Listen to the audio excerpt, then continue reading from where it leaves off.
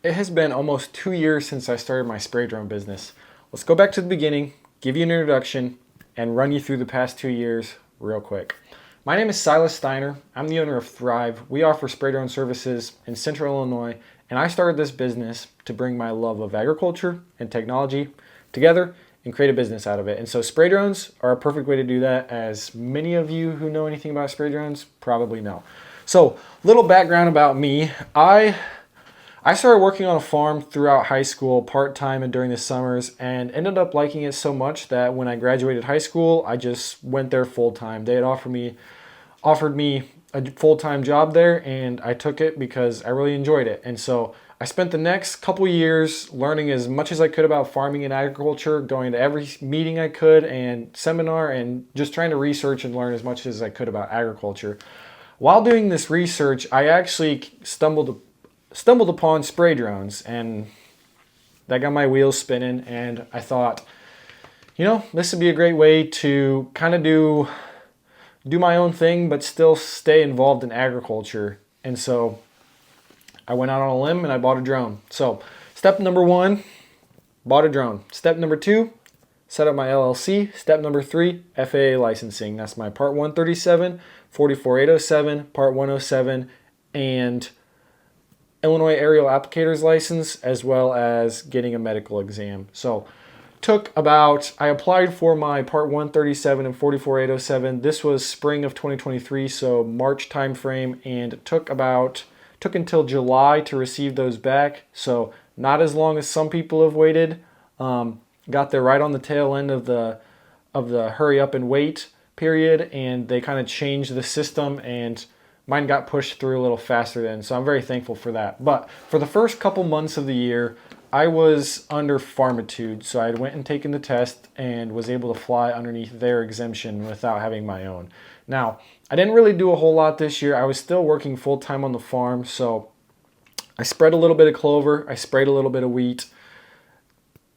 I can't remember. I did a couple other jobs. I did some burn down on a cover crop somewhere, and just some odds and ends, but didn't really do a whole lot until fungicide season came around and I actually had my exemption and license and everything like that. So fungicide season, just sprayed locally for a couple farmers, didn't get too carried away. After fungicide, went back to work on the farm, so essentially took 4 weeks off and was spraying, and then when I came back, I just basically sprayed whenever I had something to do in the evenings, or I might have taken a couple days off to spread some cover crops or something. But anyways, was mostly working for the farm, not really super focused on the spray drones. It was kind of just a side gig. That gets us through 2023, all right? So going into 2024, my mindset was, I know this can be a business and I know I can grow this. So for 2024, I had two goals. I was still planning on working for the farm full time that whole year. That was the plan, because I didn't know what the business would turn into, and looking back now,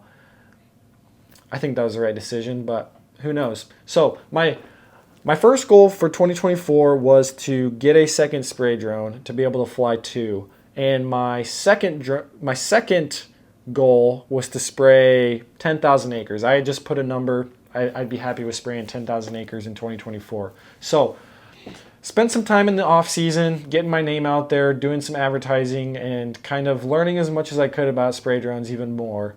And started off the year in February, March, doing a little bit of clover seeding. End of March, got into spraying some pastures, seeding buffer strips, which led into May. May, we sprayed some wheat, sprayed some alfalfa, and I believe my first aquatic job was either at the end of May or beginning of June. But that was something else I kind of wanted to get into, was spraying aquatics. So that was a duck habitat we sprayed, and there's a couple other jobs we did in that early summer time frame, such as a dam I sprayed for honeysuckle. There was honeysuckle completely overgrowing this dam, so that was a fun job, one of my first ones, outside of just regular ag spraying fields. That was one of my first jobs, as well as spraying a greenhouse, which I was not expecting. That was a fun experience. But that kind of brings us into the busy season, the really busy season, I guess, because I was busier than I thought the first few months of the year, while still working full-time at the farm, but taking a few days off here and there to get the jobs done as they came. So